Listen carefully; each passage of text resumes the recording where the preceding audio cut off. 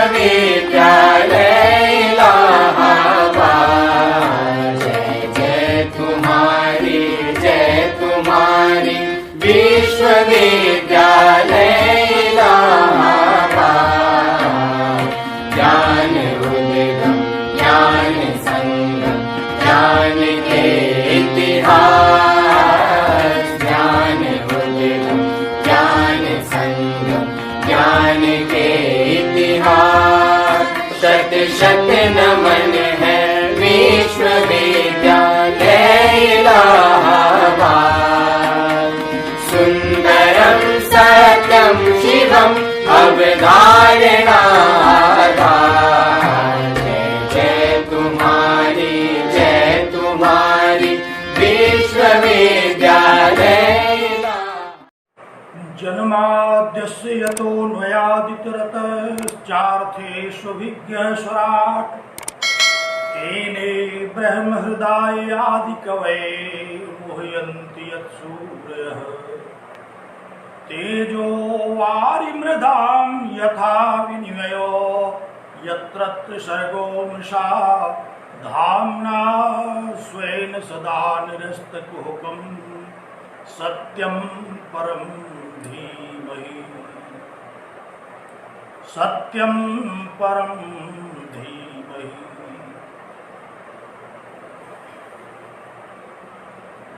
अपनी ज्ञान परंपरा के द्वारा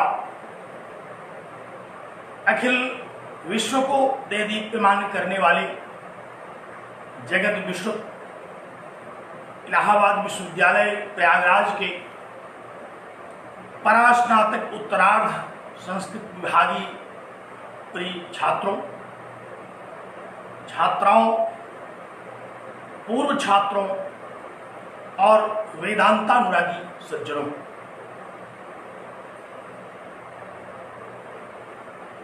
ब्रह्मसूत्र शांकर भाष्य पर आधारित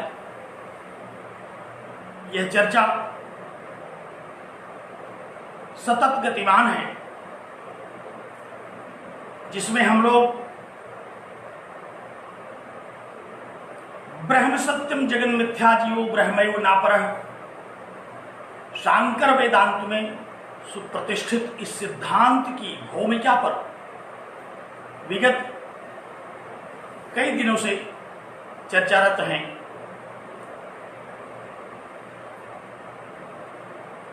भगवान श्रीमदादि जगद्गुरु शंकराचार्य ने इसी अद्वैत सिद्धांत की प्रतिष्ठा के लिए प्रस्थानत्रयी पर भाष्य लिखा और देश भर में इस सिद्धांत की प्रतिष्ठा के लिए उन्होंने प्रचार किया, प्रसार किया। क्या है वह अद्वैत सिद्धांत? अद्वैत वेदांत के द्वारा स्वीकृत यह अद्वैत तत्व, जिसे हम ब्रह्म तत्व, परमात्म तत्व, ईश्वर तत्व आदि शब्दों से कहते, सुनते और समझने की चेष्टा करते हैं, इसी संदर्भ में यह चर्चा आज पुनः हम लोग आगे बढ़ा रहे हैं। ये महनीय ज्ञान मनुष्य मात्र के कल्याण के लिए है, मनुष्य को प्राप्त होने वाले जो त्रिविध दुख हैं उनके विनाश के लिए है और परम पुरुषार्थ मोक्ष की प्राप्ति के लिए है। ऐसा यह महनीय शास्त्र हम लोगों का परम कल्याण करे। इन्हीं शुभकामनाओं के साथ मैं आप लोगों को नमन करता हूं और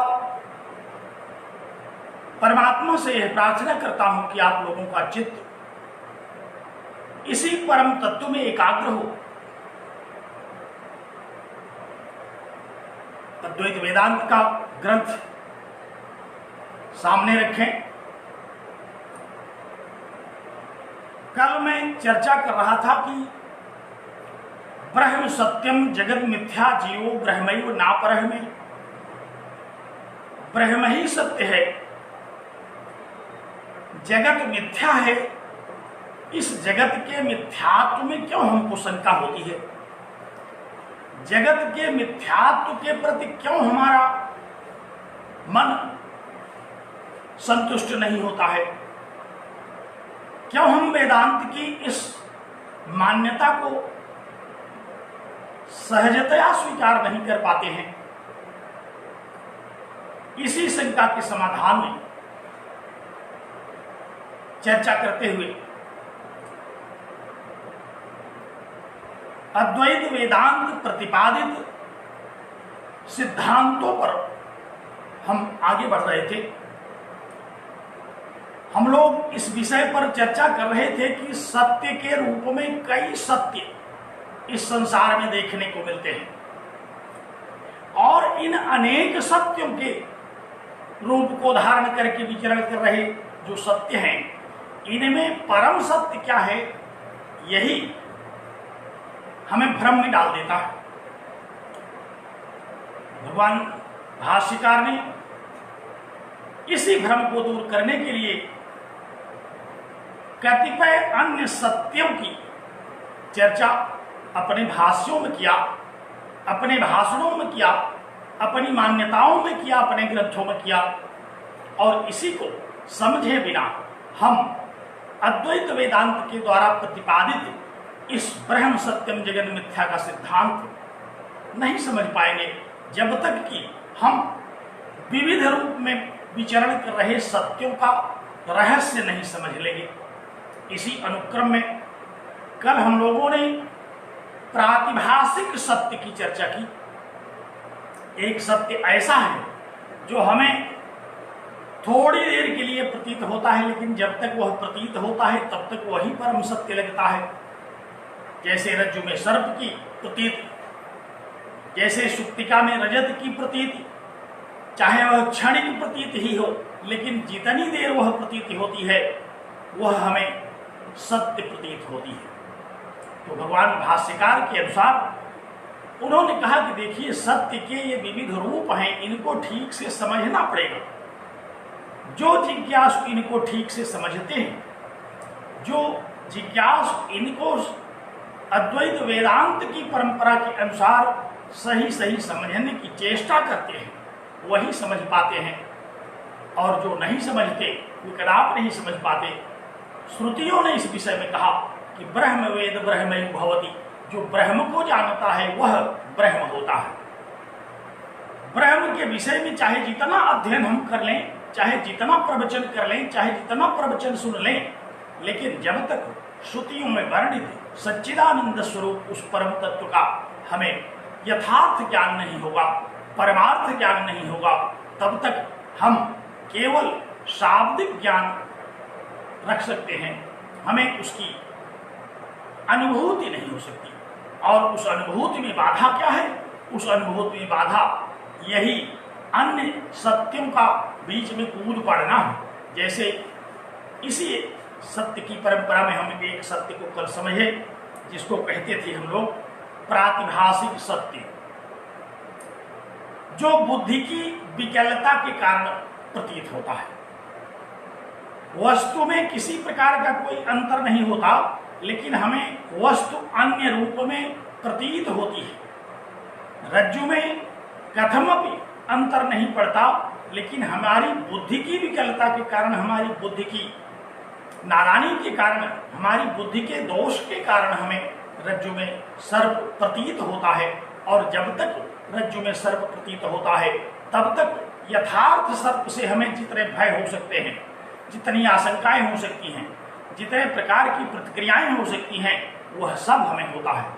परंतु जैसे ही हमें उस प्रातिभाषिक सत्य का रहस्य अवगत हो जाता है, जैसे ही प्रकाश हो जाता है, हमारी बुद्धि शुद्ध हो जाती है, हमारी बुद्धि में उत्पन्न दोष दूर हो जाता है, और हमारी वही बुद्धि जो रज्जु को सर्प के रूप में ग्रहण कर रही थी, अब वही रज्जु को रज्जु के रूप में ग्रहण करने लगती है। तो इसी सत्य पर कल हम चर्चा कर रहे थे, पर्याप्त विस्तार से इस पर चर्चा की गई। अब एक दूसरा सत्य है जो हमें बहुत सत्य लगता है, बड़ा बद्धमूल है, हम लोग कहते हैं उसको जगत की सत्ता, जगत ही सत्य है। इसको शास्त्र ने कहा कि ये व्यावहारिक सत्य है। क्या कहा? व्यावहारिक सत्य। व्यावहारिक सत्य का क्या तात्पर्य? व्यवहार में प्रतीत होने वाला जो सत्य है। ये व्यवहार क्या है? व्यवहार शब्द ही हमें अपने अर्थ की ओर खींच ले जाता है। वी, अव, आ, ह्री, कई उपसर्ग इसमें लगे ह्री धातु से, अर्थात यह भी हमें यथार्थ से पर्याप्त दूर ले जाता है।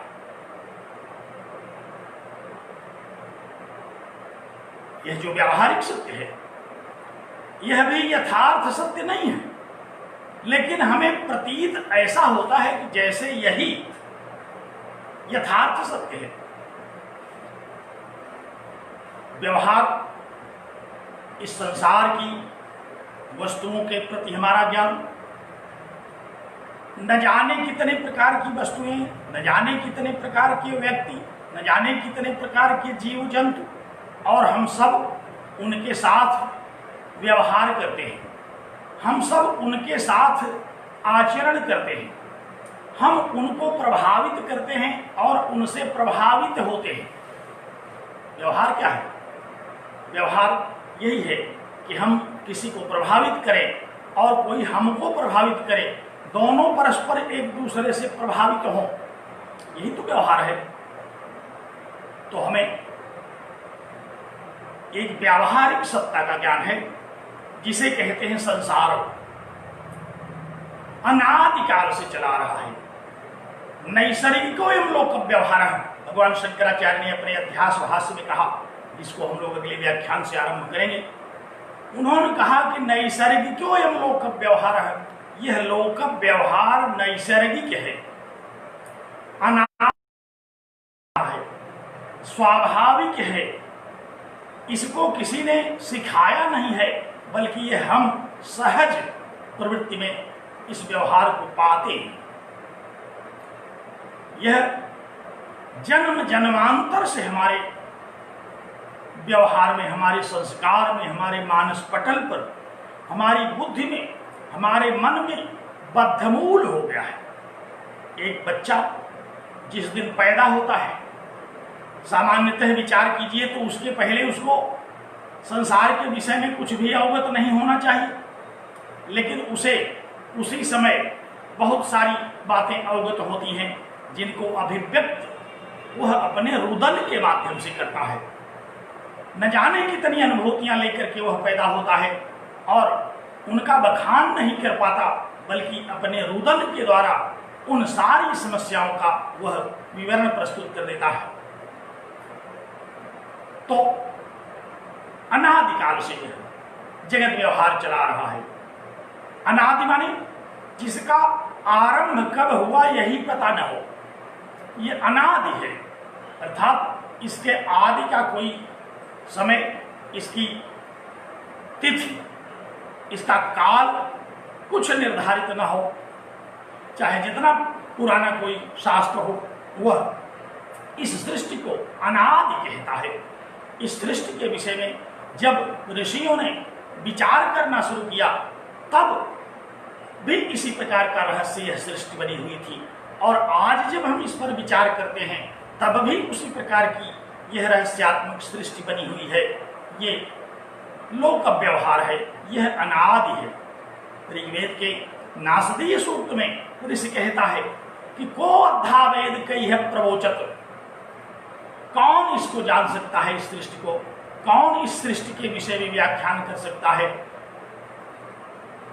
जानते तो सब लोग हैं, व्याख्यान तो सब कर सकते हैं, करते रहते हैं, लेकिन वस्तुतः इस सृष्टि का क्या यथार्थ है, इसको कौन जानता है। और इसी पर ऋषियों ने अपना सारा रिसर्च कर डाला, और यह सारा का सारा वेदांत, सारी स्तुतियां, सारी स्मृतियां, सारे सूत्र, सारा भाष्य, समग्र वेदांत वाङ्मय, यह क्या है?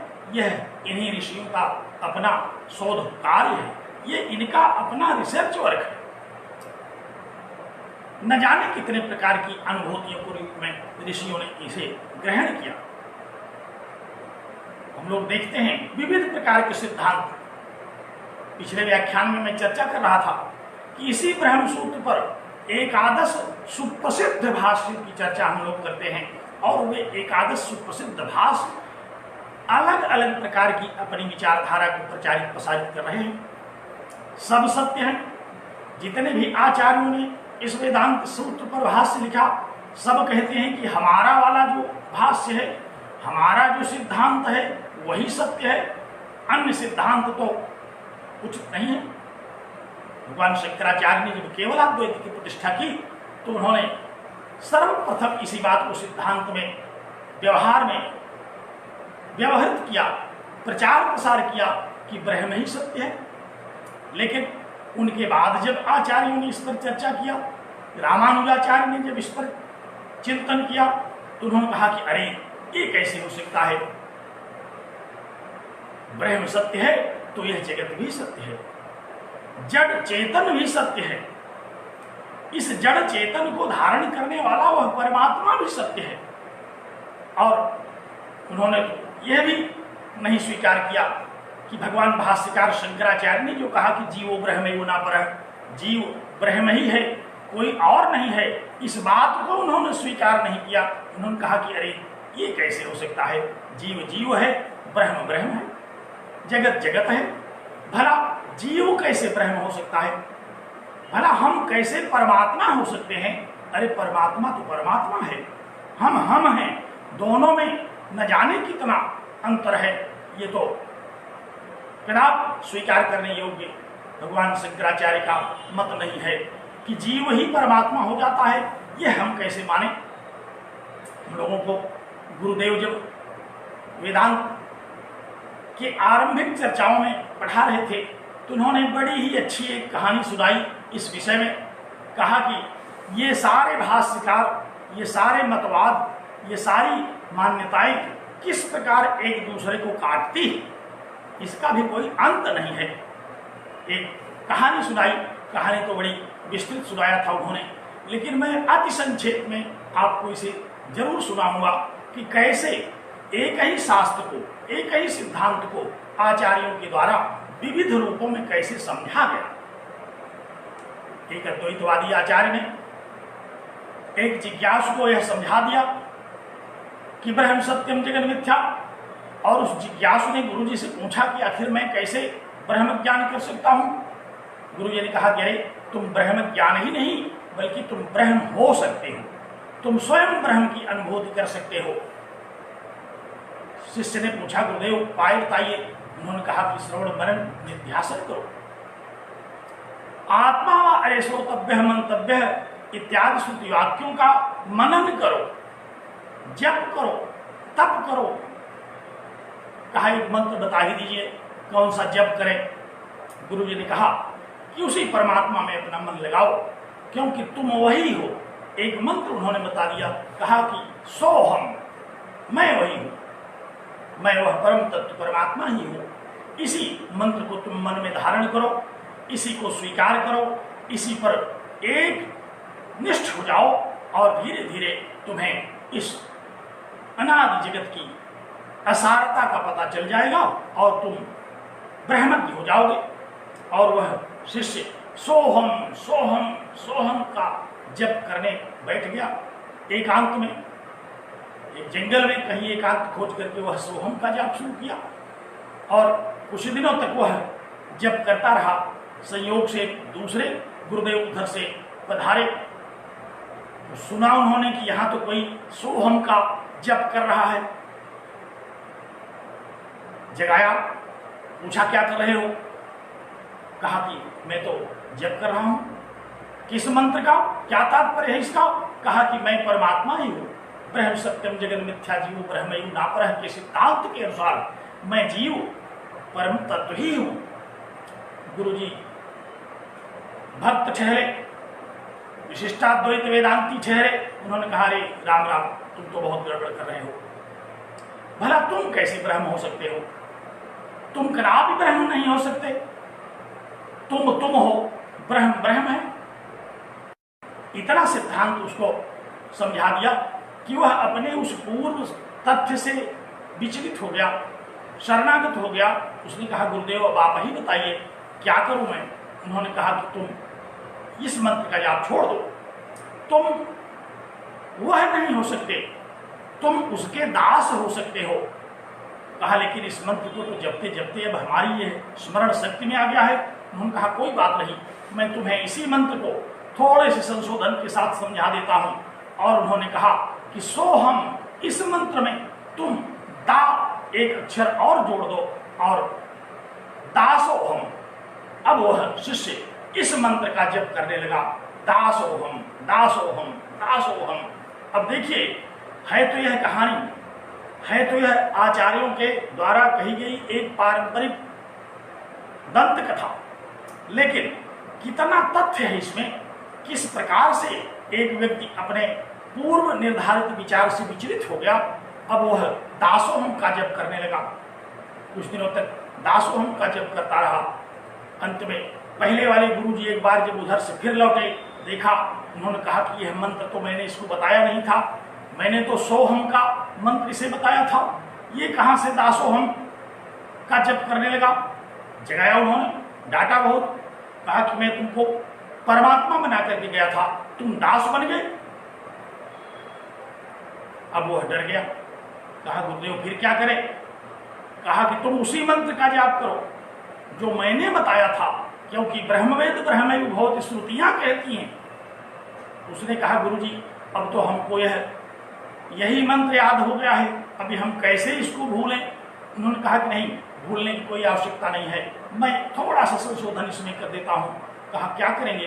कहा इसी मंत्र के पहले हम एक अक्षर और लगा देते हैं स, और अब वह मंत्र हो गया सदा सोहम सदा सोहम सदा सोहम सदा सोहम, मैं सदैव वही हूं।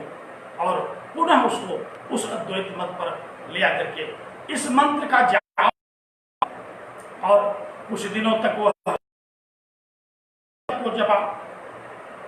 और जब दूसरे आचार्य पुनः लौटे उधर से, उन्होंने फिर देखा कि ये तो उसी रास्ते पर पुनः आ गया, उसी ढर्रे को छोड़ नहीं रहा। बड़ा नाराज हुए। उन्होंने कहा मैं तुमको शाप दे दूंगा। डर गया, कहा गुरुजी ऐसा मत करें। कहा फिर, कहा मैंने जो मंत्र बताया था उसी का जप करो। तुम तो अब दास भी नहीं हो सकते, अब तुमने दास होने का भी अपना अधिकार खो दिया है। तो कांपने लगा, कहा गुरुजी ये तो बड़ा गड़बड़ हुआ, अब मैं न ब्रह्म हो सकता हूँ न दास हो सकता हूँ, अब क्या करूं। उन्होंने कहा कि अभी एक गुंजाइश बची हुई है, अब जो तुमको मंत्र मैं बताने चल रहा हूं तुम उसको जप करो, अब तुम दास के दास हो जाओगे। जैसे हम लोग भगवान भक्त श्री हनुमान जी की पूजा करते हैं तो हनुमान जी स्वयं दास हैं, और हम उनकी पूजा करके अब हम दास हो जाते हैं। तो गुरु जी ने कहा कि अब तुम अपने मंत्र में थोड़ा सा संशोधन करो। कहा अब क्या करें। कहा कि अब जपो दास दासो हम दास दासो हम दास दासो हम। ये परंपरा चलती रही, न जाने कितने आचार्य आए और एक एक अक्षर जोड़ करके घटाते रहे। कोई सोहम कहा, कोई दासोहम कहा, कोई सदासोहम कहा, कोई दास दासोहम कहा, ये कहा। लेकिन मैं इसको यही रोक करके आगे बढ़ता हूं, क्योंकि मंत्र तो वही हैं, स्तुतियां वही हैं, वही हैं, लेकिन आचार्यों ने अपनी अपनी इच्छानुसार रुचि नाम वैचित्र पथजुषाम नृणाम एको गम्यस्तमस पैसा मरण। आचार्य पुष्पदंत ने अपने शिव महिम स्तोत्र में कहा कि रुचि नाम वैचित्र्यात्, जितने भी मनुष्य हैं उनकी रुचियों में बड़ी विचित्रता है, बड़ी विभिन्नता है, बड़ा भेद है, और उनके इसी रुचि वैचित्र को, उनके इसी बुद्धि विभेद को देख करके आचार्यों ने इन सारे भाषों की रचना की, सारे भाष्यों की रचना की। ऐसा नहीं है कि इसमें कोई भाष्य सही है और कोई भाष्य गलत है, सारे भाष्य सही हैं, सारे भाष्य अनुभूति में आते हैं, लेकिन रुचि का वैचित्र है। कोई द्वैत पर विचार करता है, कोई अद्वैत पर विचार करता है, कोई द्वैताद्वैत, कोई भेदाभेद, कोई चिंत्य भेदाभेद। इन सारे मतवादों पर हम विचार करते हैं ऐसा क्यों करते हैं? कहा यही तो व्यावहारिक सत्य है। इसी व्यावहारिक सत्य में हम अनादिकाल से पड़े हुए हैं। इसी व्यावहारिक सत्य को समझाने के लिए ये सभी मतवाद प्रचलित हुए और इन सारे मतवादों ने, चाहे वह जो भी दर्शन हो, त्रयी सांख्यम योगम पशुपति मतम वैष्णवमिति प्रभिन्ने प्रस्थाने परमिदमदः पथ्यमित च, जो भी दर्शन हम पढ़ते हैं, चाहे वह सांख्य दर्शन हो, योग दर्शन हो, न्याय वैशेषिक दर्शन हो, पाशुपत मत हो, वैष्णव दर्शन हो, जितने भी दर्शन हैं, चाहे वह आस्तिक दर्शन हो, चाहे वह नास्तिक दर्शन हो, इसी व्यावहारिक जगत की मीमांसा में वह अनादिकाल से पड़ा हुआ है। अनादिकाल से इसी व्यावहारिक जगत की चर्चा, इसी व्यावहारिक जगत का चिंतन कर रहा है। लेकिन भगवान शंकराचार्य ने सर्वप्रथम जब भाष्य लिखा, तभी उनको इस बात का ज्ञान हो गया था कि यह समस्या तो आएगी। नाना प्रकार के रुचि वैचित्र तो लोगों में होंगे, विविध प्रकार के विचार तो मन में उठेंगे ही, और इस अनेकात्मक जगत का विचार अगर कोई करना चाहेगा तो कदापि नहीं कर पाएगा, क्योंकि संसार का कोई अंत नहीं है। हरि अनंत हरि यथा अनंता, यह संसार ही अनंत है, और इस अनंत वस्तुओं का, अनंत व्यक्तियों का, अनंत शक्तियों का कौन भला अध्ययन कर सकता है। इसीलिए उन्होंने अद्वैतवाद की प्रतिष्ठा की। उन्होंने कहा कि मैं तो एक की प्रतिष्ठा भी नहीं कर रहा हूँ, एकेश्वरवाद की भी प्रतिष्ठा में परमार्थतः नहीं कर रहा हूँ, क्योंकि यह जो एकेश्वरवाद है यह भी दो में बंट सकता है। कोई एक फल है, हम उसको काट करके दो भाग कर सकते हैं, 1/2, 1/4, 1/8। एक को भी हम न जाने कितने भागों में विभाजित कर सकते हैं। इसलिए उन्होंने एक ईश्वरवाद को भी नहीं कहा, उन्होंने एक अद्वैतवाद की प्रतिष्ठा की, और उस श्रुति को उन्होंने ग्रहण कर लिया, जिसमें आचार्य शिष्य को बताता है कि सदैव सौम्य इदमग्र आसीत एकमेवाद्वितीयम्। कहा कि यह एक अद्वैत सत्ता है। इस श्रुति में एक और अद्वैत दोनों शब्द आते हैं। आचार्यों ने कहा एक शब्द से एकाधिक संख्याएं जितनी हैं उनको निरस्त कर देते हैं इस श्रुति के द्वारा, और अद्वैत से एक में प्रतीयमान जो भेद विभेद प्रभेद है उसमें उसका निराकरण कर देते हैं। तो इस प्रकार एक दूसरी सत्ता है, अनादिकाल से चली आ रही है, जिसको हम कहते हैं व्यावहारिक सत्ता, और यही व्यावहारिक सत्य है। संसार में जो कुछ हम देखते हैं, कोई ऐसी वस्तु नहीं है जो कि हमें सत्य प्रतीत नहीं होती। तमाम लोग लड़ते हैं कि ये बात असत्य है, ये बात गलत है, ये बात मिथ्या है, ये बात झूठ है। ये सब पर्याय हैं। इस संसार में जो नहीं हो सकता वह भी जब होता है तो कुछ असत्य नहीं है, क्योंकि व्यावहारिक सत्य है। व्यावहारिक सत्य तो वही है जो हमारे व्यवहार में आए।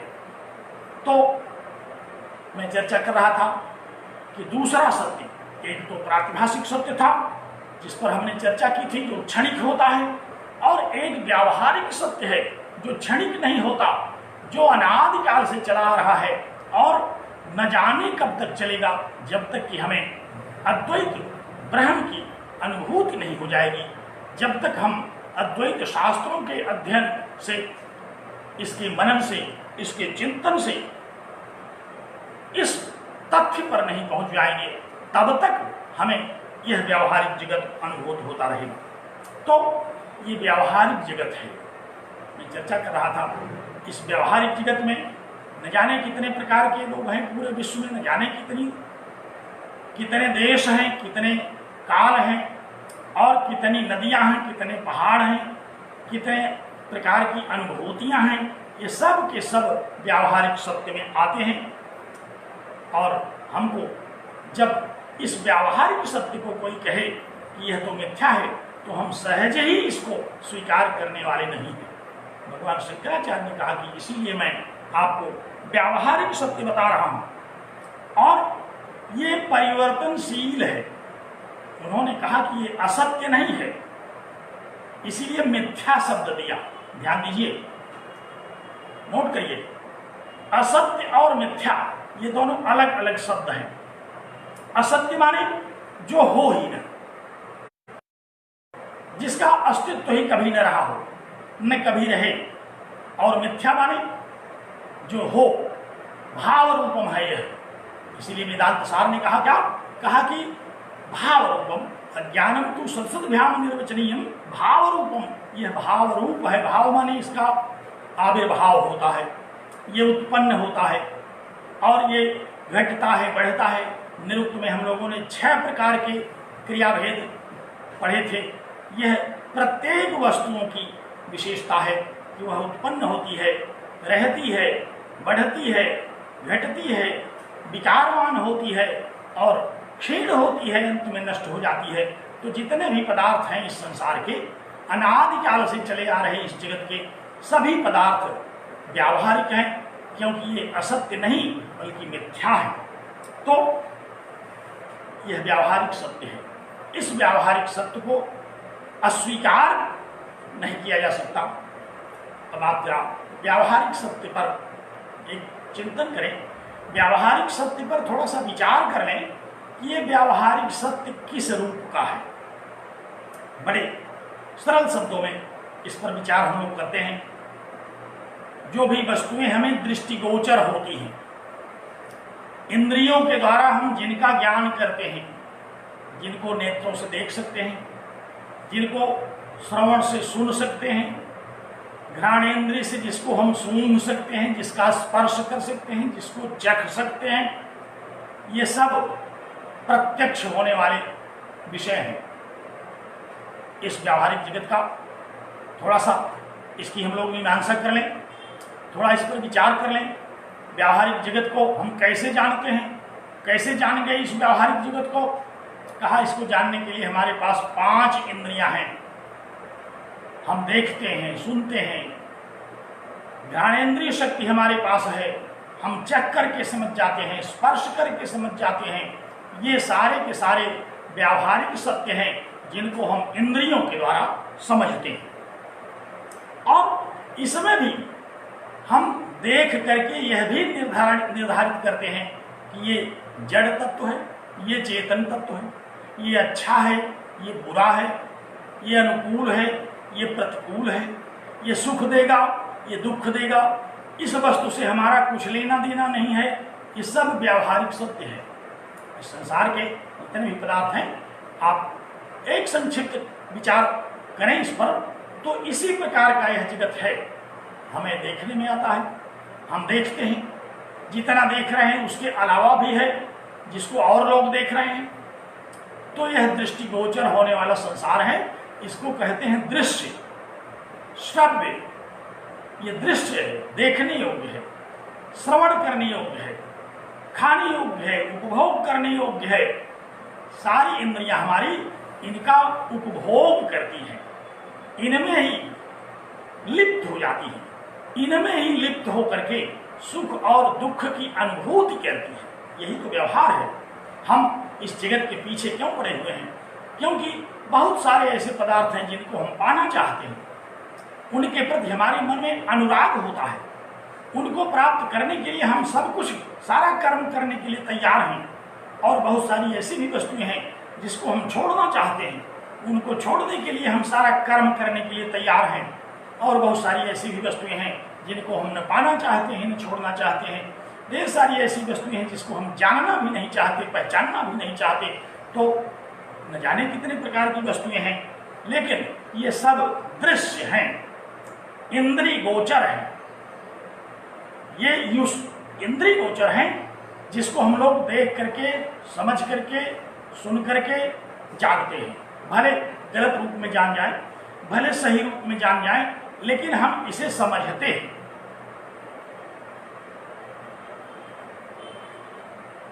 ध्यान दीजिए, मैंने इस जगत की चर्चा की। कैसा जगत है यह? दृश्य जगत, दृष्टिगोचर होने वाला जगत, इंद्रियों के द्वारा ग्राह्य जगत, शब्द स्पर्श रूप रस गंध के रूप में अनुभव होने वाला यह जगत, जिसका हम इदम के रूप में, अयम के रूप में ज्ञान करते हैं, मम के रूप में ज्ञान करते हैं। यह मेरा है, ये मेरा देश है। हम अमुक नामधारी हैं, अमुक जातिधारी हैं, अमुक देश की नागरिक हैं, हम अमुक कर्तव्य करते हैं, अमुक नौकरी में हैं, और उन सारी अपनी अपनी गतिविधियों को अपने ऊपर आरोपित करके इस संसार में व्यवहृत होते हैं। कोई कह रहा है मैं छात्र हूं इसलिए कि अध्ययन करता हूं, कोई कह रहा है मैं शिक्षक हूं इसलिए कि मैं अध्यापन करता हूं, कोई कह रहा है मैं व्यवसायी हूं क्योंकि मैं उद्योग करता हूं। तो कोई नौकरी कर रहा है, कोई व्यवसाय कर रहा है, कोई कृषि कर रहा है, कोई धोखाधड़ी कर रहा है, कोई विविध प्रकार के आचार, विविध प्रकार के अनाचार, दुराचार, पापाचार, भ्रष्टाचार, यह सब करने के लिए लोग संसार में लगे हुए हैं। यही व्यावहारिक सत्य है, इसको हटाया नहीं जा सकता, इसको परिवर्तित नहीं किया जा सकता, इसमें कोई संशोधन नहीं किया जा सकता। सरकार चाहे जिसकी बन जाए, संसार इसी तरह से चलता है। तो भगवान शंकराचार्य ने कहा कि नैसर्गिको यम लोक व्यवहार है, ये लोक व्यवहार नैसर्गिक है। अगर इसमें कोई परिवर्तन कर दे तो इस जगत की व्यावहारिक सत्ता ही अपने स्वरूप का परित्याग कर देगी। हम लोग दृष्टांत देते हैं, बिच्छू को अगर कोई कहे हाथ जोड़ करके कि आप थोड़ा अपना डंक सीधा करके घूमें, सर्प को अगर कोई कहे कि आप इस संगमरमर की फर्श पर भी टेढ़े मेढ़े क्यों चलते हैं, कुत्ते की पूंछ में अगर हम लकड़ी बांध दें और 6 महीने बाद छोड़ें और कहें कि आप इसको सीधी रखिए, तो कोई मानने वाला नहीं है। क्यों? क्योंकि नैसर्गिक एवं लोक व्यवहार है, ये लोक व्यवहार इसी प्रकार का है, यही इसका स्वभाव है, यही इसका स्वरूप है, यही इसका संस्कार है। इसी रूप में यह पैदा हुआ है और इसी रूप में अनादि काल से अनंत काल तक ये चलता रहेगा। इसमें कोई भेद प्रभेद, कोई परिवर्तन नहीं कर सकता। परिवर्तन अगर कर सकता है तो अपने मन में, अपने विचार में, जिन कारणों से वह संसार के दुखों को भोग रहा है उन कारणों में वह भेद कर सकता है, परिवर्तित कर सकता है। लेकिन यह जो व्यावहारिक जगत है, जो व्यावहारिक सत्य है, इस व्यावहारिक सत्य में कोई परिवर्तन नहीं कर सकता। हम लोग बहुत सारा परिवर्तन करने की चेष्टा करते हैं, लेकिन व्यवहार में मूलतः वो वही रहता है। जैसे कोई बढ़ई है, अब वह एक लकड़ी ले आया, लकड़ी से उसने विविध प्रकार के कुर्सी बनाया, मेज बनाया, बेड बनाया, टिकाई बनाया। कोई स्वर्णकार है, सोने से उसने नाना प्रकार के आभूषण तैयार कर दिए, न जाने कितने प्रकार के आभूषण, कान में, नाक में, हाथ में, गले में, पैर में, गर्दनी में, सिर में, चूड़ा में धारण किए जाने योग्य सारे ये आभूषण हैं। लेकिन ये व्यावहारिक सत्य हैं। उसका पारमार्थिक सत्य क्या है? उसका पारमार्थिक सत्य तो वही सोना है। जिस सोने से वे सारे के सारे आभूषण बनते हैं वह पारमार्थिक सत्य है, और ये सारे जो आभूषण हैं ये व्यावहारिक सत्य है। अगर आप उसी आभूषण को बेचने ले जाएं पुनः, तो वह स्वर्णकार आपके आभूषण का दाम नहीं देगा, बल्कि आपके सोने का दाम देगा। कितना सोना है इसमें, कितना घिस गया, कितना मिलावट है, उन सबको माइनस करके, काट करके उसका तब दाम देगा। लकड़ी लकड़ी ही रहेगी, चाहे उसका आप जो भी निर्माण कर दें, मिट्टी से घड़ा, सुराही, सुरवा, कसोरा, नाद, नाना प्रकार के बर्तन, नाना प्रकार के पात्र बनते हैं। ये सारे नाम व्यावहारिक हैं। पारमार्थिक क्या है? पारमार्थिक तो मिट्टी है। मृत्तिका इत्येव सत्यम वाचारम्भणो विचारो नामधेयम। श्रुतियों ने कहा कि मृत्तिका ही सत्य है। अन्य जितने बर्तनों के नाम कहे जा रहे हैं वो केवल वाणी से कहे जा रहे हैं, उसमें मिट्टी सब में है। वह मिट्टी ही सारे बर्तनों को आच्छादित करके रहती है। लकड़ी ही सारे लकड़ी की वस्तुओं में आच्छादित करके रहती है, अर्थात लकड़ी ही सारी वस्तुओं में व्याप्त है। मिट्टी के बर्तनों में मिट्टी ही व्याप्त है, सोने के आभूषणों में सोना ही व्याप्त है। तो यह जगत जो कि अद्वैत वेदांत की मान्यता के अनुसार परमात्मा से उत्पन्न हुआ, परमात्मा ही इसमें व्याप्त है। यह केवल व्यावहारिक रूप से हमें सत्य प्रतीत होता है। पारमार्थिक रूप से यह भी जैसे अनेक आभूषणों में स्वर्ण परमार्थ है, अनेक मिट्टी के बर्तनों में मिट्टी परमार्थ है, लकड़ी की अनेक वस्तुओं में लकड़ी परमार्थ है, लोहे की अनेक वस्तुओं में लोहा परमार्थ है, अन्य तो केवल वाचारम मनोविकारो नाम ध्येयम, केवल वाणी के विकार हैं सब। उसमें परमार्थ क्या है? परमार्थ तो एक है, परमार्थ तो अद्वैत आत्म तत्व है। इसी तरह से अद्वैत वेदांत ने कहा कि यह जगत, आप वेदांत सार का स्मरण करें, वहां अभिन्न निमित्तोपादान कारण कहा गया इसी परमात्मा को। तो यही परमात्मा इस जगत का अभिन्न निमित्तोपादान कारण है। ध्यान रखिए, हम सत्यों की चर्चा कर रहे हैं। पारमार्थिक सत्य के पहले हम व्यावहारिक सत्य पर चर्चा कर रहे हैं, लेकिन इसमें एक सूक्ष्म बात है कि जैसे प्रातिभाषिक सत्य व्यावहारिक सत्य पर आधारित था, हमें रस्सी में ही सांप की प्रतीत हुई थी। एक व्यावहारिक वस्तु है रस्सी, जिसमें हमें सर्प की प्रतीत हुई, और वो पारमार्थिक और व्यावहारिक नहीं बल्कि प्रातिभाषिक सत्य के रूप में सांप की प्रतीत हुई थी। सुक्तिका एक व्यावहारिक वस्तु है, उसमें हमें रजत की प्रातिभाषिक प्रतीति हो रही थी। उसी तरह से ये जो व्यावहारिक सत्य है यह भी किसी पर आधारित है। वो किस पर आधारित है? कहा कि वो परमात्मा पर आधारित है, वो ईश्वर पर आधारित है।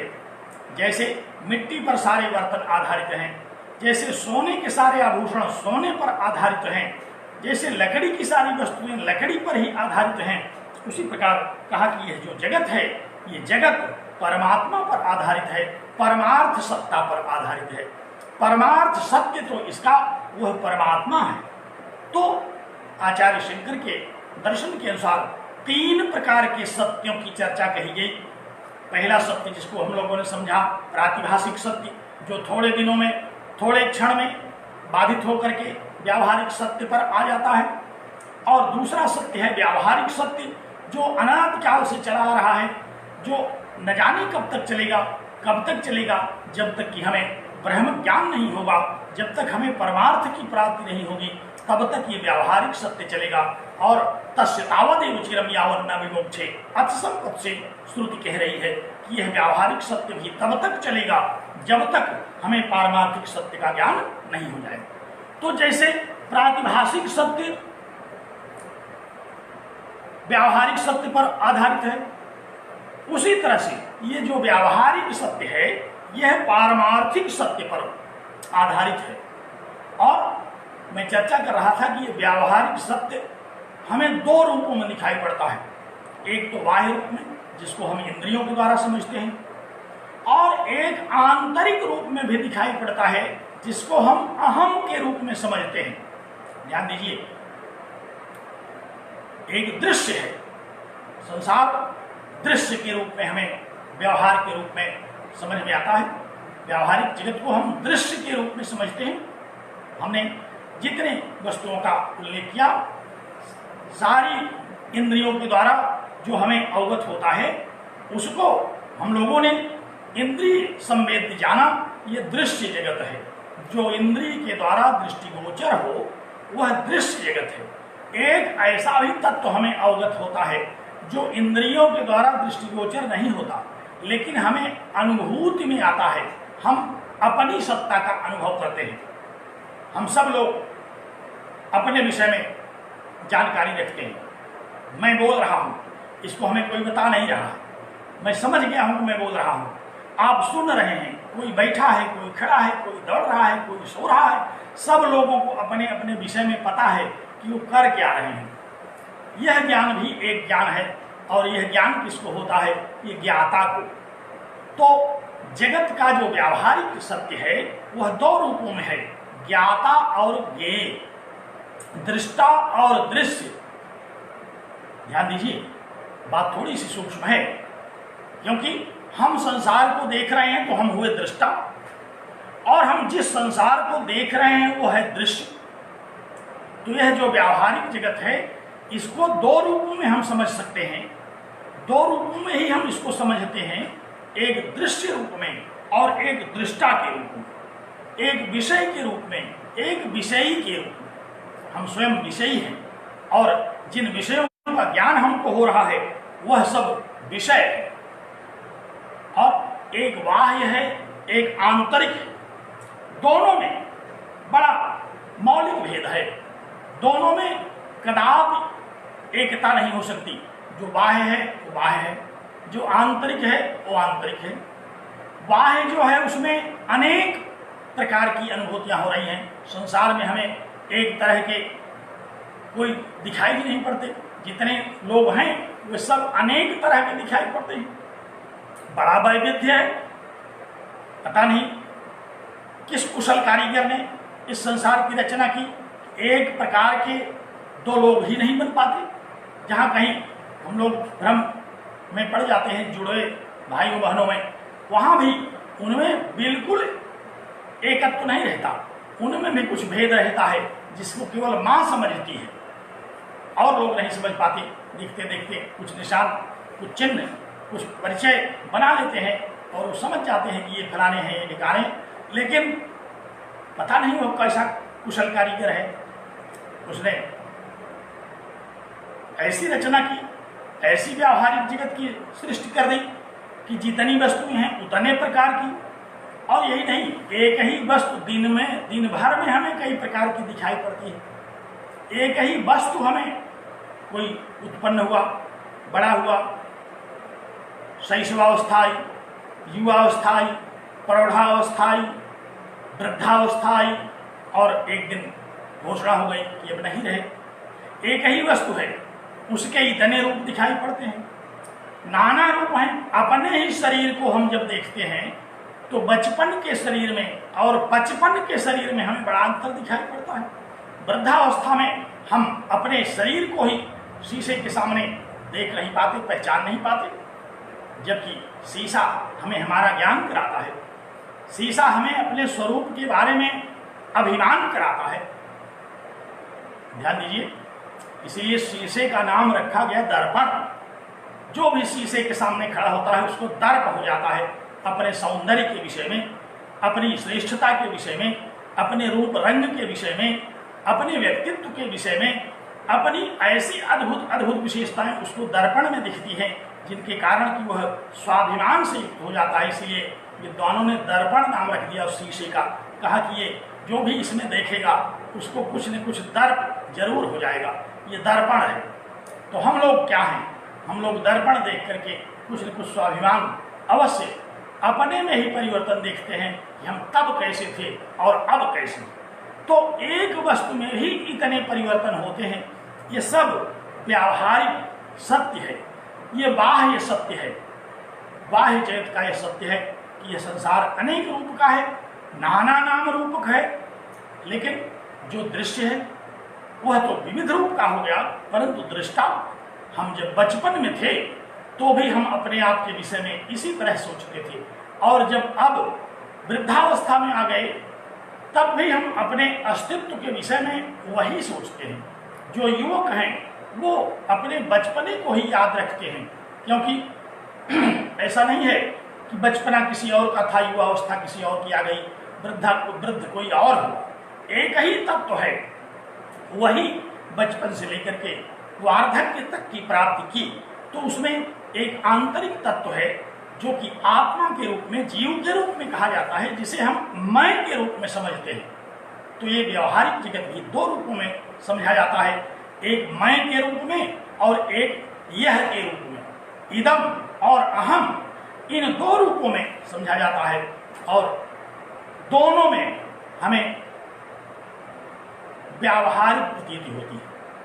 संसार को भी हम देखते हैं, संसार को भी हम देख करके इसके अनेकत्व की प्रतीत करते हैं, और अपने आप को भी देखते हैं हम, और उसमें भी अपनी एकता को प्रतीत करते हैं कि हम बचपन से लेकर के वृद्धावस्था तक हम वही हैं। हम में तो कोई परिवर्तन आया नहीं, लेकिन हमसे जुड़े हुए जितने भी लोग थे, हमसे जुड़ा हुआ ये शरीर था, हमसे जुड़ा हुआ ये संसार था, इसमें नाना प्रकार का परिवर्तन आया। और परिवर्तन ही नहीं आया, नष्ट भी हो गया, विनष्ट भी हो गया, मृत्यु भी हो गई, नामलेवा भी नहीं कोई बचा। तो यही मिथ्यात्व है। मिथ्यात्व किसे कहते हैं? मिथ्या माने उत्पत्ति विनाशशाली, जो पैदा हो और घटे बढ़े और एक दिन नष्ट हो जाए, उसी को मिथ्या कहते हैं। भगवान शंकराचार्य ने इस जगत को इसलिए मिथ्या कहा, असत्य नहीं कहा। ध्यान दीजिए, मिथ्या और असत्य में बड़ा भेद है। असत्य का तात्पर्य है जिसका अस्तित्व ही न हो, जैसे हम लोग आकाश कुसुम, सस श्रृंग, नर विषाण इत्यादि वस्तुओं के विषय में कहते हैं, केवल शब्द के द्वारा कहते हैं, शब्दार्थ कुछ नहीं है, उसका कोई वस्तु नहीं मिलती। नर विषाण खोजा जाए तो कहीं नहीं मिलेगा, सस श्रृंग कहीं नहीं मिलेगा, आकाश कुसुम नहीं मिलेगा। तो ऐसे विषय जिनका हम केवल शब्द के द्वारा कथन कर सकते हैं लेकिन वस्तु के रूप में न प्राप्त हो, वह तो असत्य है।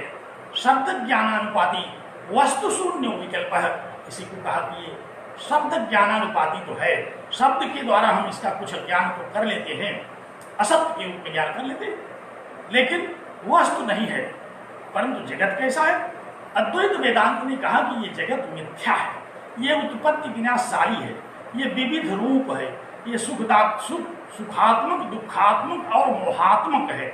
इसमें हमें अनुकूल और प्रतिकूल प्रतीतियां होती हैं। हम न जाने किसको, कोई व्यक्ति हमको ऐसा दिखाई पड़ता है जिसको देख करके सहज ही हमें उसके प्रति अनुराग हो जाता है। कई बार तो हम लोग ऐसा देखते हैं, कभी नहीं भेंट हुई है लेकिन देख करके ऐसा लगता है कि इनसे हम जरूर मिले हैं। और कुछ लोग ऐसे हैं जिनको कभी न देखें तो भी उनके प्रति अनुराग मन में आ जाता है, और कुछ ऐसे भी लोग हैं जिनको हम कभी नहीं देखे हैं, पहली बार मिले, फिर भी उनसे बोलने का मन नहीं कहता, ये लगता है कि यहाँ से हट के चला जाता तो अच्छा था। आखिर क्या कारण है? कोई कारण होगा कि पहली ही बार दो लोग मिले, उसमें एक के प्रति मन में अनुराग हो, एक के प्रति मन में विद्वेष, ऐसा क्यों हो गया? कोई न कोई बात है। यही अनादि जगत का प्रभाव है, ये अनादि जगत के व्यवहार का प्रभाव है। महाकवि कालिदास ने इसी को समझाया जब महाकवि कालिदास ने कहा कि कोई न कोई पूर्व जन्म के संस्कार होते हैं जिसके कारण हम किसी के प्रति अनुरक्त हो जाते हैं। व्यतिशजति पदार्थानांतर है को हेतु हो, कोई ऐसा आंतरिक तत्व है, कोई ऐसा आंतरिक विषय है जिसके कारण हम किसी को अपना मान लेते हैं और किसी को पराया मान लेते हैं। तो ये जगत व्यवहार है, और इस जगत व्यवहार को हम विविध रूपों में देखते हैं। तो इस जगत व्यवहार को हमने अति संक्षेप में दो रूपों में बताया, एक बाह्य, एक आभ्यंतर, एक दृश्य, एक दृष्टा, एक जड़, एक चेतन। जो अहम के रूप में है वह तो चेतन है, और जो दृश्य के रूप में है वह जड़ है। ये दोनों हमें अलग अलग दिखाई पड़ते हैं। जड़ कभी चेतन नहीं हो सकता, चेतन कभी जड़ नहीं हो सकता, यह बात परम सत्य है। जैसे अंधकार कभी प्रकाश नहीं बन सकता, प्रकाश कभी अंधकार नहीं बन सकता। अंधकार और प्रकाश ये दोनों एक दूसरे से अत्यंत विरोधी हैं। तमः प्रकाशों विरुद्ध, एक रहेगा तो दूसरा नहीं रहेगा। अंधकार अगर है तो वहां प्रकाश रह नहीं सकता, और प्रकाश अगर है तो वहां अंधकार नहीं रह सकता। इसी तरह से ये जड़ और चेतन है, ये दोनों बिल्कुल पृथक तत्व हैं, लेकिन इस जड़ और चेतन का बड़ा अद्भुत ऐक्य देखने को मिलता है। हम अपने को ही है तो शरीर हमारा जड़, लेकिन हम सहज ही अपने शरीर को चेतन मान लेते हैं। शरीर में रहने वाला चैतन्य तो चेतन है, लेकिन हम उसको भी कभी कभी जड़ मान लेते हैं। ध्यान दीजिए, कई बार ऐसा होता है, मन में ये अनुभूत होती है कि मैं तो एकदम जड़ हो गया हूँ, जबकि मैं ये चैतन्य तत्व है, ये जड़ हो ही नहीं सकता। लेकिन ऐसा हमें अनुभव होने लगता है कि मैं आज जड़ हो गया हूँ, आज मैं उठ नहीं पा रहा हूँ, आज मैं चल नहीं पा रहा हूँ। जबकि उठना, बैठना, चलना, दौड़ना, ये सब इस जड़ शरीर का काम है। चैतन्य तो उस आत्मा का काम है, लेकिन हम दोनों में कई बार भ्रम कर जाते हैं। शरीर को चैतन्य और चैतन्य को जड़ मान लेते हैं। इसका कारण क्या है? इसका क्या कारण है? यही तो व्यवहार है। यह एक व्यावहारिक सत्य है। इसी को समझ नहीं पाते और अद्वैत वेदांत में भगवान भाष्यकार ने इसी को समझाने के लिए कहा कि देखो, एक जड़ है, एक चेतन है, एक दृश्य है, एक दृष्टा है, दोनों बिल्कुल परस्पर एक दूसरे से पृथक हैं, फिर भी एक ऐसी शक्ति है जिसको माया कहते हैं। उस माया के कारण ये जड़ और चेतन ऐक्य को प्राप्त हो जाते हैं। चेतन शरीर में रह करके शरीर को चेतनवान बना देता है, और शरीर में रहने वाला चेतन कई बार जड़ की जड़त्व को प्राप्त हो जाता है। तो यह एक अविद्या है, और यही अविद्या जब तक बनी रहेगी तब तक हमें परमार्थ सत्य का ज्ञान नहीं होगा। ये अविद्या जब तक बनी रहेगी तब तक हमें व्यवहारिक सत्य का ज्ञान होगा। ध्यान दीजिए, मैंने कहा कि प्रातिभाषिक सत्य व्यावहारिक सत्य पर आश्रित होता है, व्यावहारिक सत्य पारमार्थिक सत्य पर आश्रित होता है, और यह अनादि जगत यही व्यावहारिक सत्य है। लेकिन जब परमार्थ तत्व का ज्ञान हो जाता है तब हमें इस व्यावहारिक सत्य का भी पटाक्षेप कर देना पड़ता है, तब ये भी दूर हो जाता है। और फिर क्या बचता है? फिर वह पारमार्थिक सत्य बचता है। तो जो विविध प्रकार के सत्य दिखाई दे रहे थे उनको हम अब कंक्लूड करें तो 3 प्रकार के सत्य हमें संसार में दिखने को मिलते हैं। एक प्रातिभाषिक सत्य, एक व्यावहारिक सत्य और एक पारमार्थिक सत्य। तो आप प्रातिभाषिक सत्य भी समझ गए, व्यावहारिक सत्य भी पर्याप्त आपने सुना और कुछ न कुछ तो समझा ही होगा। और अब तीसरा सत्य है जिसको हम कहते हैं परम सत्य, जिसको कहते हैं परमार्थ सत्य। क्या है वह? आपको स्मरण होगा, भगवान शंकराचार्य ने मंडन मिश्र के साथ जब अपना पक्ष स्थापित किया था तो उन्होंने एक श्लोक पढ़ा था, वही पारमार्थिक सत्य है। ब्रह्मैकम परमार्थ सच्चिदमरम विश्व प्रपंचात्मना शक्ति रूप परात्मनेव बहला ज्ञानावृतम भासते तज्ज्ञानात् निखिल प्रपंच निलया स्वात्म व्यवस्था परम निर्वाणम जनि मुक्तमभ्युपगतम मानम श्रुतेर्मस्तकम। कहा कि परमार्थ सत्य को समझाने के लिए उपनिषदें ही प्रमाण हैं। मानम श्रुतेर्मस्तकम, श्रुति का जो मस्तक है वह प्रमाण है, और वह इस बात को बताता है कि ब्रह्मैकम परमार्थ सच्चिदमरम, केवल सच्चिदानंद स्वरूप परमार्थ तत्व, परम तत्व, ब्रह्म तत्व ही परमार्थ है, परम सत्य है। और इसी सत्य को श्रुतियों ने स्थापित किया। सत्यम ज्ञानमनंतम ब्रह्म, सर्वम खल्विदम ब्रह्म, विज्ञानमानंदम ब्रह्म, ब्रह्मविद ब्रह्मैव भवति, आनंदम ब्रह्मेति व्यजानात्। यह परम तत्व है, यह पारमार्थिक सत्य है, और इस सत्य का उपदेश कौन करता है? प्रातिभाषिक सत्य का तो मैंने उपदेश करके आपका ध्यान आकृष्ट किया, आपने उसको सुना और समझा, सब आप जानते भी हैं। व्यावहारिक सत्य के विषय में भी हमने आपका ध्यान आकृष्ट किया, हमने चर्चा की, आपने पर्याप्त समझा। लेकिन अब यह जो तीसरा सत्य है जिसको पारमार्थिक सत्य कहते हैं, इसको समझाने के लिए श्रुतियां हैं। मानव श्रुतेर्मस्तकम, इसके विषय में हम कुछ अगर कहें तो आप नहीं मानेंगे, और इसलिए नहीं मानेंगे कि अभी हमको ही परमार्थ ज्ञान नहीं हुआ, हम ही परमार्थ ज्ञानी नहीं हैं। हमने भी शास्त्रों को केवल पढ़ा है और आपसे थोड़ा सा ज्यादा पढ़ लिया है। मैं बताने की स्थिति में हूँ, आप सुनने की स्थिति में हैं, दोनों में कोई भेद नहीं है। आप बहुत सारी बातें पढ़ करके भी नहीं बता पाते, हम उन्हीं बातों को पढ़ करके आपसे बता देते हैं। लेकिन इसमें प्रमाण क्या है?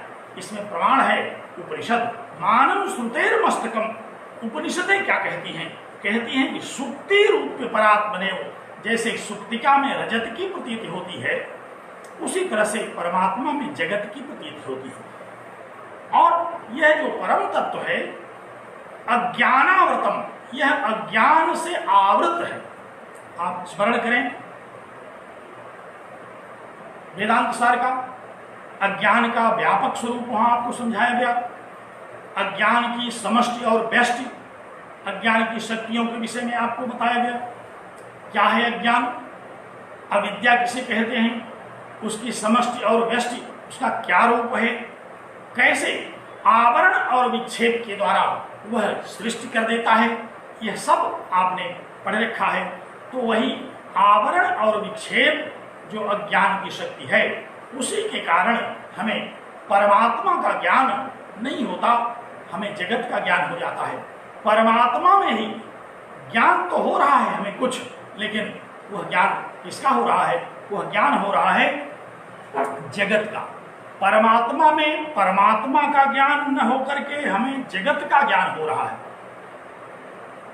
जबकि बहुत सारे ऐसे ज्ञान हैं जो परमात्मा के स्वरूप से मिलते जुलते हैं। जैसे कोई वस्तु हम जब संसार में देख रहे हैं तो उसको देखते इसलिए हैं कि उसकी सत्ता होती है, अस्तित्ववान है वह, और हमको वह अच्छी लगती है अथवा बुरी लगती है। अच्छा लगना बुरा लगना दोनों अनुभव का विषय बनना ही तो है। चैतन्य के रूप में हम उसको समझ तो जाते ही हैं कि अच्छा है या बुरा, और हमको वह प्रिय अथवा अप्रिय भी लगता है। कोई भी वस्तु हम देखते हैं तो हमारे मन में 3 प्रकार की ये धारणाएं उत्पन्न होती हैं। पहली धारणा तो यह उत्पन्न होती है कि ये वस्तु है, अस्ति, इससे उसके अस्तित्व का पता चलता है। दूसरी धारणा हमारे मन में उस वस्तु के विषय में क्या होती है कि मैं इसको जान रहा हूं, ये हमारे ज्ञान का विषय है। और तीसरा हमारे मन में क्या धारणा बनती है कि यह अच्छा है या बुरा है, ये हमें प्रिय है अथवा अप्रिय है। और श्रुतियों ने यही तो परम तत्व का स्वरूप बताया। परमात्मा के विषय में वर्णन करते हुए श्रुतियों ने क्या कहा, सच्चिदानंद, वह सच्चिद और आनंद स्वरूप है। तो जगत के भी वस्तुओं को हम जब देखते हैं तो उसमें उस परमात्मा का ही आभास में हो रहा है। उसकी सत्ता को समझ करके हम परमात्मा के सत्य स्वरूप को जानते हैं। उसमें जो हमें ज्ञान हो रहा है वह सच्चिद, उसके ज्ञान स्वरूप को देखते हैं, चैतन्य स्वरूप को देखते हैं। और जो हमें अनुकूल अथवा प्रतिकूल लग रहा है वह हम उसके आनंद स्वरूप को देखते हैं। तो सच्चिदानंद स्वरूप जो परमात्मा है, उसी में यह परमात्मा हमें व्यावहारिक रूप में प्रतीत होता है।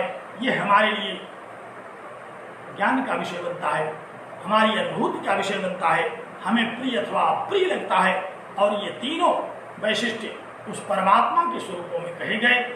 तो परमात्मा में ही यह जगत प्रतिभाषित हो रहा है। जैसे रज्जु में सर्प प्रतिभाषित हो रहा था, उसी तरह से परमात्मा में ये जगत प्रतिभाषित हो रहा है। और नाम तथा रूपात्मक यह जगत हमको दिखाई पड़ता है। ये इसका जड़ स्वरूप है। यह इसके अज्ञान के ही कारण हमें ये 5 रूप दिखाई पड़ते हैं। अज्ञान के कारण ही इस जगत में हमें ये 5 रूप दिखाई पड़ते हैं। अगर हमें ज्ञान हो जाए तो हमें इस ज्ञान के द्वारा हम परमात्मा के परमार्थ सत्य को समझ जाएं। इसी परमात्मा के परमार्थ सत्य को समझे बिना व्यावहारिक सत्य का रहस्य समझ में नहीं आएगा। इसी बात को समझाने के लिए, इसी परमार्थ तत्व को समझाने के लिए आचार्य ने इस अद्वैत वेदांत की स्थापना की। कहा कि यह द्वय ही समझो। अद्वय समझना सबसे आसान है, समग्र समझना बहुत कठिन है। अखिल ब्रह्मांड को अगर कोई कहे कि आप समझिए तो हम सुनते ही थक जाएंगे कि अखिल ब्रह्मांड को भला कौन समझ सकता है। लेकिन अगर कहें कि एक वस्तु को समझिए तो एक वस्तु को समझने के लिए हम तत्पर हो जाते हैं, तैयार हो जाते हैं। तो यहाँ तो अद्वैत को समझने के लिए श्रुतियाँ कह रही हैं। इसी अद्वैत में अज्ञान की जो शक्ति है, माया की जो शक्ति है, आवरण और विक्षेप, इसी के कारण यह जगत उत्पन्न होता है। और इसी के कारण हमें इसमें व्यावहारिक सत्ता का बोध होता है। और इसी के कारण हमें इसके वैविध्य का, इसके सुखात्मक, दुखात्मक और मोहात्मक होने का बोध होता है। इसी विषय में हमारा यह शास्त्र, मीमांसा शास्त्र, विचार करता है। ध्यान दीजिए, पहुंचिए अपने शास्त्र पर। हम लोग मीमांसा शास्त्र पर विचार करने के लिए एकत्र हैं।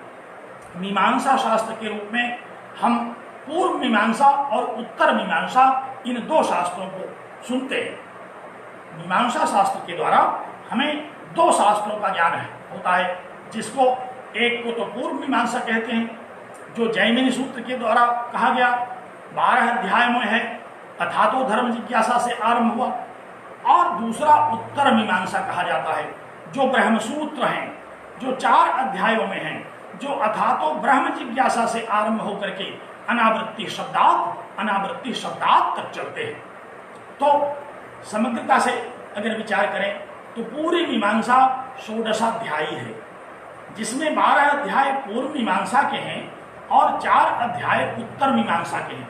शारीरिक भाष्य इसी पर उत्तर मीमांसा पर लिखा गया। और यह जो प्रातिभाषिक सत्य को हम लोगों ने सुना, व्यावहारिक सत्य को हम लोगों ने सुना, पारमार्थिक सत्य को हम लोगों ने सुना, इन सारे विषयों में यह जो 4 अध्याय का हमारा उत्तर मीमांसा सूत्र है, वेदांत सूत्र है, ब्रह्म सूत्र जिसको हम लोग कहते हैं, इसमें इसी के विषय में विचार किया गया, इसी का एक क्रमबद्ध अध्ययन किया गया। कैसे हमें जगत के प्रातिभाषिक स्वरूप का ज्ञान होगा, कैसे हम जगत के व्यावहारिक स्वरूप को समझते हैं, और अंततः कैसे हम इन दोनों अयथार्थ स्वरूपों से हट करके संसार में परम तत्व की कैसे हम अनुभूति कर सकते हैं, इस विषय का विवेचन इस 4 अध्याय में 16 पादों में 191 अधिकरणों में 555 सूत्रों में जो यह ब्रह्म सूत्र हमारे सामने है, इसमें इसी का विवेचन हुआ।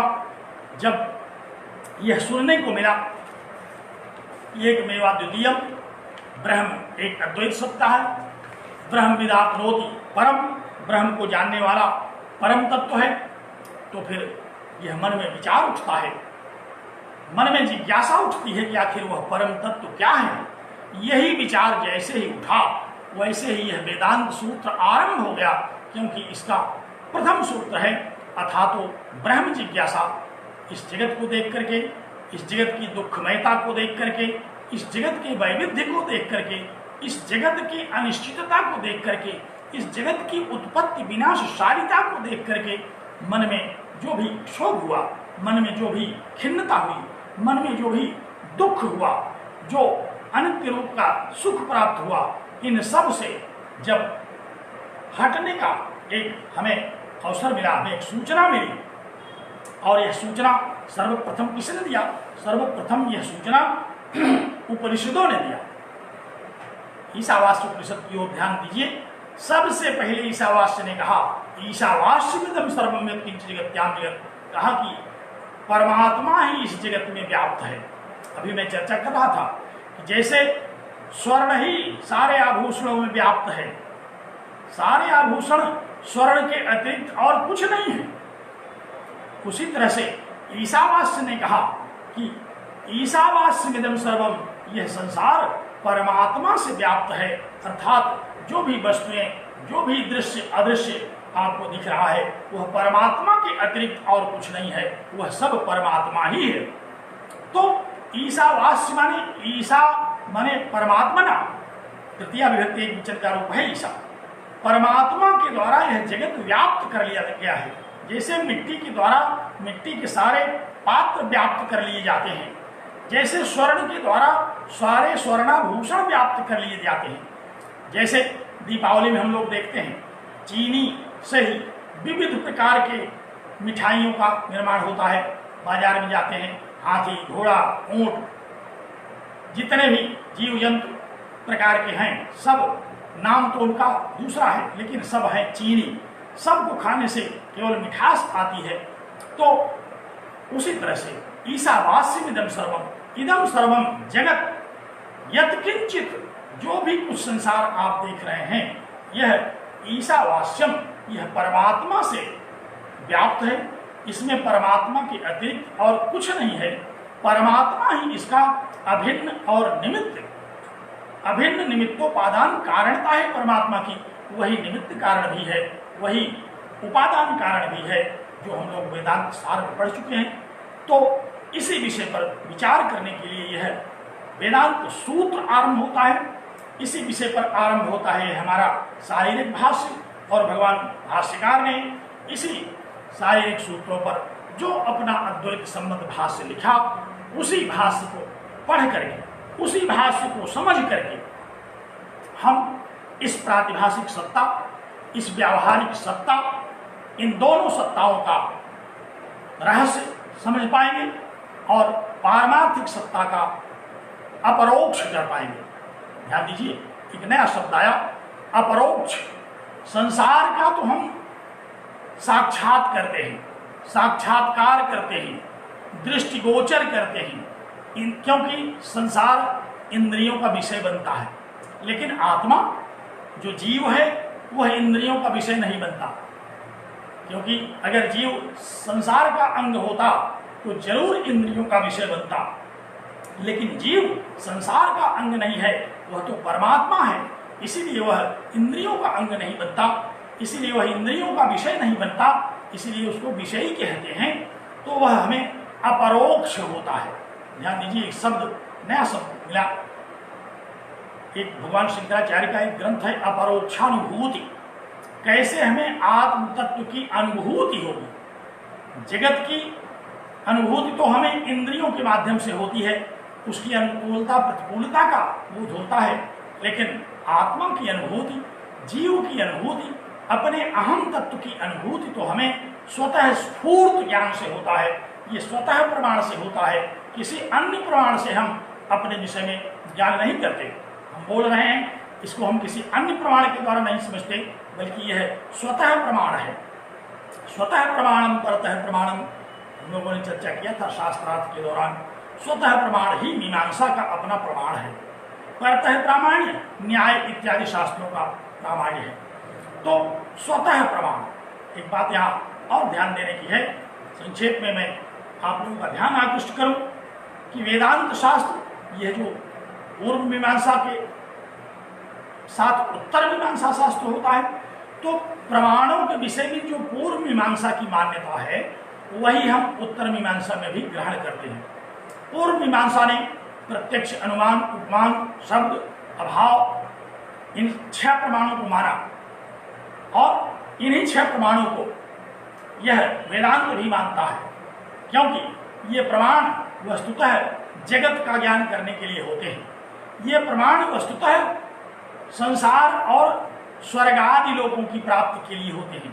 पूर्व मीमांसा ने जिन 6 प्रमाणों को माना, वे सारे के सारे प्रमाण इंद्रिय संवेद्य होते हैं, लेकिन यह जो उपनिषदों के द्वारा ब्रह्म तत्व बताया गया वह प्रत्यक्ष, अनुमान, उपमान, शब्द इत्यादि के द्वारा नहीं होता। कई बार यह भ्रम हो जाता है कि शब्द प्रमाण के द्वारा तो होता है, नहीं, शब्द प्रमाण के द्वारा भी हमें पूर्व मीमांसा का ही ज्ञान होता है। यजेत स्वर कामः, ये शब्द प्रमाण है, लेकिन ब्रह्मविद ब्रह्मैव भवति, ये शब्द प्रमाण नहीं है, इसको श्रुति प्रमाण कहते हैं। ये उपनिषद है, यह अहम तत्व के विषय में हमें, ये हमारा अज्ञान दूर करता है। ये किसी प्रमेय को सिद्ध नहीं करता, बल्कि प्रमेय को समझने में जहाँ बाधा आती है, उस बाधा को दूर करने वाला यह उपनिषद शास्त्र है। ये अज्ञान को हटाता है, ये अज्ञान को नष्ट करता है। ये ज्ञान में प्रमाण नहीं है, बल्कि यह अज्ञान को दूर करने में हमारे लिए उपयोगी होता है। तो 16 अध्यायों में जो पूर्व मीमांसा है, वहां यज्ञ विचार किया गया, जगत विचार किया गया, स्वर्ग आदि लोगों का विचार किया गया, इसीलिए इसको पूर्व मीमांसा कहते हैं। और उत्तर मीमांसा को मीमांसा क्यों कहते हैं? क्योंकि इसमें जीव ब्रह्म का विचार किया गया, जीवो ब्रह्मैव नापरः, इस तथ्य का विचार किया गया। यह मीमांसा उत्तर मीमांसा शास्त्र है, जिसको हम श्रुतियों के द्वारा, श्रुति प्रमाण के द्वारा विचार करके अपरोक्ष करते हैं। इसका प्रत्यक्ष नहीं करते, इसका साक्षात्कार नहीं करते, बल्कि इसका हम अपरोक्ष करते हैं। इसी प्रातिभाषिक सत्य का निराकरण करने के लिए, इसी व्यावहारिक सत्य का निराकरण करने के लिए और पारमार्थिक सत्य के विषय में श्रवण मनन इत्यादि के द्वारा हमें समझाने के लिए यह उत्तर मीमांसा शास्त्र, यह शारीरिक शास्त्र, शारीरिक भाष्य, वेदांत, अद्वैत वेदांत प्रवृत्त होता है, जिसको हम इस ब्रह्मसूत्र के द्वारा पढ़ेंगे। तो ध्यान दीजिए, अपने मन को एकाग्र कीजिए। ब्रह्मसूत्र पढ़ने के पहले, ब्रह्मसूत्र में प्रथम सूत्र हम आरंभ करें उसके पहले इतनी सारी चर्चा अति आवश्यक थी, जिसके लिए मैंने आपका दिमाग, आपका ध्यान आकृष्ट किया और अद्वैत वेदांत के विषय में मूल बातों को, जिसको मोटी मोटी बात कहते हैं, उस पर आप लोगों का ध्यान आकृष्ट किया। एक पूर्व पीठिका आपके मन में तैयार की। जीव, जगत, परमात्मा, प्रातिभाषिक सत्ता, व्यावहारिक सत्ता, पूर्व मीमांसा, उत्तर मीमांसा, श्रुति आदि, ये ऐसे शब्द हैं जिन पर हमें जब तक ब्रह्मसूत्र का अध्ययन करते रहेंगे तब तक रोज इस पर हमें चर्चा का अवसर मिलेगा। तब तक हम रोज इस पर कुछ न कुछ विचार आपके साथ करते चलेंगे। तो कहीं ब्रह्मसूत्र का जब हम सूत्र आरंभ करें तब कोई बात बताएं और आप चकित हो जाएं, तब आप के मन में आश्चर्य उठ खड़ा हो। उन सारी समस्याओं से बचने के लिए कहीं आपको आश्चर्य न हो जाए, कहीं आप चकित न हो जाएं, ऐसी मनो अवस्था को निर्मित करने के लिए मैंने 4-5 वक्तव्यों में आपको अद्वैत वेदांत की एक भूमिका बताई। मुख्य रूप से जो मूल शास्त्र है, जो मूल विषय है, उसका आरंभ हम लोग अब अगले व्याख्यान से करेंगे। ब्रह्मसूत्र शांकर भाष्य का आरंभ करेंगे, जिसका आरंभ भगवान भाष्यकार ने सूत्रों पर भाष्य करने के पूर्व अध्यास भाष्य से आरंभ किया। वो अध्यास क्या है, क्यों अध्यास भाष्य का उन्होंने पहले ही आरंभ किया? क्योंकि बिना अध्यास को समझे मूल सूत्रों को समझना बड़ा कठिन था। इसीलिए भगवान भाष्यकार ने इन तीनों सत्यों को समझाया। कहा कि अगर ये संसार को हम परम सत्य मान लें, तब तो इसमें रहने वाला जो दुख है वो भी परम सत्य हो जाएगा। और फिर इस परम सत्य दुख को दूर कौन कर सकता है? जो परम सत्य होता है, किसे कहते हैं परम सत्य? त्रिकालाबाध्यम, जो त्रिकाला बाधित है, तीनों कालों में अबाध गति से जिसका हमें ज्ञान हो, वही परम सत्य है, उसी को सत्य कहते हैं।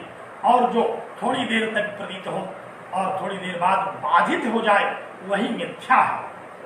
तो अगर हमें संसार को सत्य मानना हो, अगर हम अद्वैत वेदांत की मान्यता को न माने और संसार को सत्य मान करके प्रवृत्त हों, तो संसार सत्य है, तो संसार के सुख दुख भी सत्य हैं। और फिर इस सुख से, इस दुख से कदापि पीछा नहीं छूटेगा।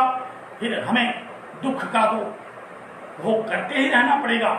इसीलिए भगवान भाष्यकार ने कहा कि देखो, ये संसार ही मिथ्या है, इसमें रहने वाले सुख दुख ही मिथ्या है, क्योंकि ये परमात्मा के अज्ञान के कारण हमें अनुभूत हो रहे हैं। और जैसे ही परमात्मा का ज्ञान हो जाएगा आपको, तो चूंकि परमात्मा सच्चिदानंद स्वरूप है, परमानंद स्वरूप है, वह परम आनंद है, उस परम आनंद को प्राप्त करके फिर हमें सुख दुख को प्राप्त करने की इच्छा नहीं होगी। कौन ऐसा मूर्ख है जो परमानंद को छोड़ करके क्षणिक आनंद की ओर चलेगा? होगा कोई मूर्ख ऐसा? फिलहाल हम लोग इस अद्वैत वेदांत के द्वारा इस सच्चिदानंद स्वरूप के विषय में जो अज्ञान है उसका कैसे निराकरण किया जाए, कैसे हम इससे दूर हो सकें, अज्ञान, अविद्या, माया इत्यादि से हम कैसे इसके रहस्य को समझ करके इस जगत के मिथ्यात्व को समझें। इसको समझे बिना हम परम तत्व को नहीं समझ पाएंगे। इसलिए भगवान भाष्यकार ने सर्वप्रथम अध्यास से चर्चा आरंभ की। उसी अध्यास का, जिसके विषय में हमने ढेर सारी बातें अपनी इस भूमिका भाग में आपको बताया, उन्होंने भी इसी अध्यास से ही इस भाष्य का आरंभ किया। तो आप लोग अपनी अपनी पुस्तकों को अब एकत्र कर लें, क्योंकि मैंने देखा है, सुना है, अन्य आचार्यों ने अपने अपने ग्रंथ को आरंभ कर दिया है। अब यदि मैं भूमिका में ही पढ़ा रहूँगा तो हमारा ग्रंथ पिछड़ जाएगा। और एक तो वैसे ही यह बड़ा ही गरिष्ठ शास्त्र है, पद पद पर शंका उत्पन्न होती है। क्योंकि शंका का निवारण ही तो इसका उद्देश्य है और हम उन शंकाओं के साथ अग्रसर होते हैं। इसलिए बहुत धीरे धीरे शनै शनै एक एक दो दो पंक्तियों से प्रायः दिन बीत जाते हैं। तो आप लोग अपनी पुस्तक को साथ रखें। अगला व्याख्यान हमारा अब पुस्तक के साथ सपुस्तक प्रणाली से होगा। अभी तक तो मैं जरूर आप लोगों को ये संकेत करता था कि पुस्तक सहित आइए, जिससे कि आप पुस्तक एकत्र कर लें, न लाए हों तो लाने की चेष्टा कर लें।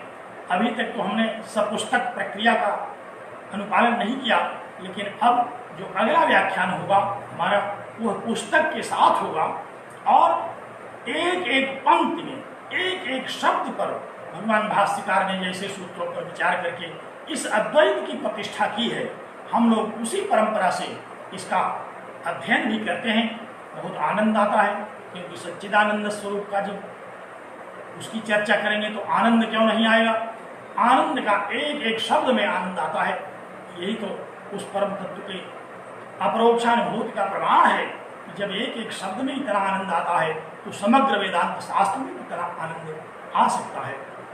तो अब आज का व्याख्यान में ही शब्दों के साथ पूर्ण करता हूँ। भूमिका के साथ अभी बहुत सारी बातें बची हुई हैं, लेकिन उन बातों को यथा संभव जहाँ आवश्यकता होगी, जहाँ किसी विषय का विवेचन आरंभ करेंगे और वहाँ जिस तथ्य का कथन आवश्यक होगा उस तथ्य को हम वहीं चर्चा करेंगे, वहीं उसकी भूमिका का विवेचन करेंगे। और यही भगवान शंकराचार्य के अध्ययन की प्रणाली है। उन्होंने जो 191 अधिकरण बनाया, उस 191 अधिकरणों में सारी बातें, अधिकरण किसे कहते हैं इस पर हम अगले व्याख्यान में चर्चा करेंगे। क्योंकि अधिकरण किसको कहते हैं, अभी तक तो हम लोगों ने सूत्र किसको कहते हैं, भाष्य किसको कहते हैं, ब्रह्म सूत्र क्या है, मीमांसा किसे कहते हैं, इन शब्दों का अध्ययन किया। अब जब हम अध्यास शुरू करेंगे, प्रथम अधिकरण में आएंगे, जिज्ञासा अधिकरण का आरंभ जब हम करेंगे ब्रह्मसूत्र शांकर भाष्य की पुस्तक के साथ, तो वहाँ सबसे पहले हम अधिकरण किसे कहते हैं इस पर चर्चा करेंगे।